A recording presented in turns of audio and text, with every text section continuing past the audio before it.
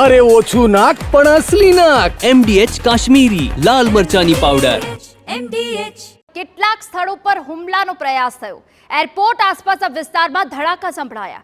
ધડાકા બાદ મોટાભાગના વિસ્તારોમાં બ્લેકઆઉટ કરી દેવામાં આવ્યું. તો જમ્મુ કાશ્મીરમાં વહેલી સવારથી જ હુમલાઓ થઈ રહ્યા છે. એરપોર્ટ આસપાસના વિસ્તારમાં ધડાકા સંભળાયા છે, જેના કારણે લોકોમાં ભયનો માહોલ છે. આપને એ રહેણાંક વિસ્તાર કે જેના દ્રશ્યો પણ બતાવી રહ્યા છે કે જ્યાં એટેક કરવામાં આવ્યો છે અને મકાનોને ખાસ્સું એવું નુકસાન પણ પહોંચ્યું છે. એરપોર્ટ આસપાસના જે વિસ્તારો છે, ધડાકાના અવાજ સંભળાવાથી ત્યાં લોકોમાં ભય છે અને એ મોટાભાગના જે વિસ્તારો છે ત્યાં હાલ બ્લેકઆઉટ કરી દેવામાં આવ્યું હોવાની પણ વિગતો મળી રહી છે. તો જમ્મુ કાશ્મીરમાં હાલ આ ગતિવિધિ ચાલી રહી છે. જો કે ભારતીય સેના દ્વારા પણ તેનો વળતો જવાબ આપવામાં આવી રહ્યો છે.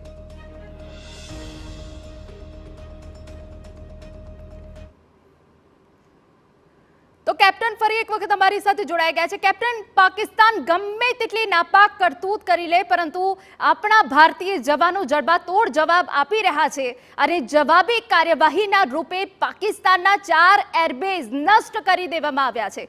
હવે પાકિસ્તાન શું કરશે?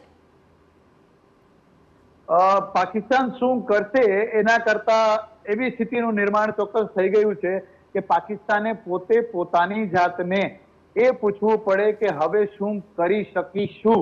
કારણ કે આ 4 એરબેઝ જે આપ કહી રહ્યા છો કે આપણે તેના ખતમ કર્યા, એ 4 એરબેઝ ને નેસ્તોનાબૂદ કર્યા પછી ડેફિનેટલી એ એરબેઝ ઉપરથી અમુક કલાકો અથવા દિવસો સુધી કોઈ પણ ફાઇટર જેટને ઉડાવી ન શકાય તેવી સ્થિતિ ચોક્કસપણે નિર્માણ પામે જ. આ એરબેઝ ઉપર અટેક એટલા જ માટે કરાતા હોય છે કે જ્યારે આમને સામને બંને એરફોર્સની લડાઈ શરૂ થાય, તે એરફોર્સની લડાઈ થવાની પહેલા જ એમની ધારને બુઠ્ઠી કરી નાખવા માટે આ રીતના હમલા કરાતા હોય છે. અને આ હમલાથી બોનસ છે, એમ પ્લસ છે. ખૂબ ખુશી થાય જો એ એરક્રાફ્ટને પણ ઉડાવી શકાય, પણ એ ના થાય તો ત્યાંના વોચ ટાવર, બીજા ઇન્સ્ટોલેશન, એમ્યુનિશન ડમ્પ જ્યાં મિસાઇલો અથવા બીજા બોમ્બને સ્ટોર કરવામાં આવે તે, અને જે રનવે છે એ રનવેને ખતમ કરવામાં આવે તો ઘણી બધી કલાકો અથવા દિવસો સુધી ત્યાંથી એક પણ ફાઇટર એરક્રાફ્ટ ઉડાન ના ભરી શકે તેવી કપરી કન્ડિશનનું નિર્માણ કરી શકાય. અને એટલા માટે જ મેં એવું કહ્યું કે પાકિસ્તાન શું હવે કરશું એવો પ્રશ્ન પોતાને પૂછતું હશે, કારણ કે ત્યાંથી હવે તો તેમણે નવરા બેસી રહેવાનો અને માત્ર પોતાનો વિનાશ જોવાની સ્થિતિ થઈ હોય તેવું નિર્માણ પામ્યું. બિલકુલ કેપ્ટન, આગળ પણ પાકિસ્તાનના વડાપ્રધાન અને આર્મી ચીફ વચ્ચે શું ચાલી રહ્યું છે તેના ઉપર આપનો જવાબ મેળવવો છે. પરંતુ આ વચ્ચે પંજાબથી સમાચાર, એ પહેલા પીએમ મોદીને મળવા પહોંચ્યા NSA અજીત ડોભાલ તેવી વિગતો હાલ મળી રહી છે. પીએમ મોદી અને અજીત ડોભાલ વચ્ચે પીએમ આવાસ પર બેઠક થવાની છે.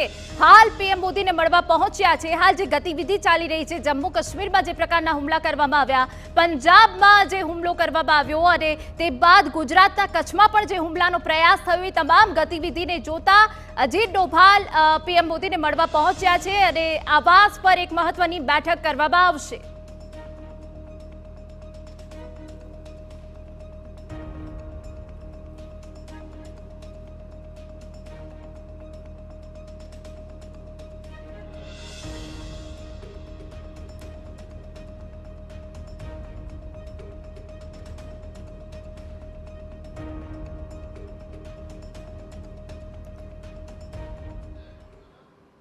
તો કેપ્ટન, હાલ દેશમાં જે ગતિવિધિ ચાલી રહી છે, પાકિસ્તાન તેની નાપાક કરતૂત કરી રહ્યું છે, એ વચ્ચે NSA અજીત ડોભાલ પીએમ મોદીને મળવા પહોંચ્યા છે.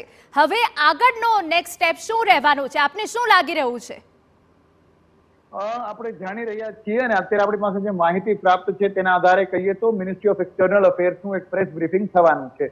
એ પ્રેસ બ્રીફિંગમાં ભારતનો હવે અભિગમ શું છે તે આપણને સામે રજૂ કરવામાં આવશે અને જેટલી જરૂરી હશે તેટલી માહિતી બહુ જવાબદારીપૂર્વક આપણે કહીએ કે આપણે નાગરિકો પણ અને ડિફેન્સના ફોર્સિસ પણ આવી સ્થિતિમાં નીડ ટુ નો બેઝિસ, કે જેને જેટલી અને જ્યાં જરૂર હોય તે જ માહિતી પાસ ઓન થાય તે પ્રકારનું વલણ રાખતા હોઈએ છીએ. તે સુરક્ષાના હિતમાં હોય છે. પણ અત્યારે જે પીએમ મોદી મળવાના છે અજીત ડોભાલજીને, તો તેમાં ઓવરઓલ રણનીતિનો પ્લાન થઈ શકે. અત્યારે જે આપણે આપણી ચેનલના માધ્યમથી જાણી રહ્યા છીએ અને આપણે એ ફ્લેશ પણ કરી રહ્યા છીએ કે પ્રધાનમંત્રીજીની મીટિંગ છે પીએમ આવાસ પર અને અજીત ડોવાલજી સાથે છે. તેનો અર્થ એ કે કદાચ હાલની માહિતી પ્રમાણે તેમાં ડિફેન્સના લોકો જોડાયેલા નથી, એટલે સીડીએસ પોતે ચીફ ઓફ ડિફેન્સ સ્ટાફ અને લશ્કરના ત્રણેય વડા જોડાયેલા નથી તેવું અત્યારની માહિતી ફલિત થાય છે. અને જો આ પ્રકારની સ્થિતિ હોય તો ઓવરઓલ પ્લાન શું છે તે ઘડવામાં આવી શકે, કારણ કે એનએસએની જવાબદારી તો દેશની બાહ્ય સિક્યોરિટી તેમજ દેશની આંતરિક સિક્યોરિટી અને તેના માટે સેનાના ત્રણેય પાંખો, વધતામાં ગૃહ મંત્રાલયની અંતર્ગત આવતી સેન્ટ્રલ આર્મ્ડ પોલીસ ફોર્સ અને બાકીની પોલીસ ફોર્સ, મરીન કમાન્ડો, આ બધું આવતું હોય છે.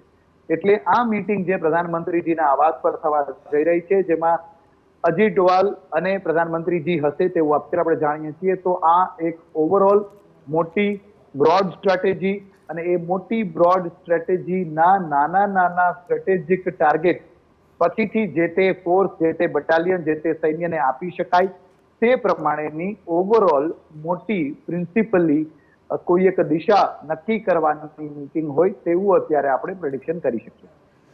બિલકુલ કેપ્ટન, જોડાયેલા રહેજો અમારી સાથે. આ ચર્ચા આગળ યથાવત રહેશે, પરંતુ જે ભારત પાકિસ્તાનમાં હાલ તણાવભરી સ્થિતિ છે તેને લઈને પળે પળની અપડેટ આપને આપી. MDH બિરયાની મસાલા, પારંપરિક બિરયાનીનો અસલી સ્વાદ. असली मसाले साथ साथ MDH चना मसाला. હવે છોલા હોય કે ચોળા, સફેદ ચણા હોય કે કાળા ચણા, બધું મજેદાર બનશે. MDH તો ભારત પાકિસ્તાનમાં તણાવભરી સ્થિતિ વચ્ચે કચ્છથી અહેવાલ પ્રાપ્ત થઈ રહ્યા છે કે ફરી એક વખત પાકિસ્તાન દ્વારા નાપાક હરકત કરવામાં આવી છે. એર ડિફેન્સ સિસ્ટમ દ્વારા કુલ 6 પાકિસ્તાની ડ્રોન અત્યાર સુધી તોડી પડાયા છે. અબડાસા વિસ્તારના નાની દૂફી ગામમાં પાકિસ્તાની ડ્રોન દેખાયું. એરફોર્સ સ્ટેશન નજીક એક ડ્રોન તોડી પાડવામાં આવ્યું. આદિપુર વિસ્તારમાં ડ્રોન તોડી પાડવામાં આવ્યું. કોલેજ વિસ્તાર નજીક ડ્રોન તોડી પડાયું છે. ભારતીય સેનાએ ડ્રોન હુમલાનો જડબાતોડ જવાબ આપ્યો છે. ડ્રોનનો કાટમાળ શોધવાના પ્રયાસો ચાલુ છે.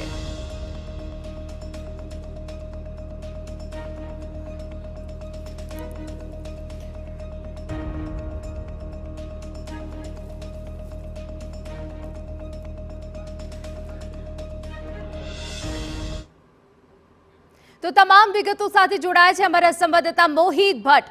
મોહિત, ખૂબ અગત્યની જાણકારી અત્યારે પ્રાપ્ત થઈ રહી છે કે કુલ 6 પાકિસ્તાની ડ્રોન તોડી પડાયા છે. શું વિગત આપની પાસે?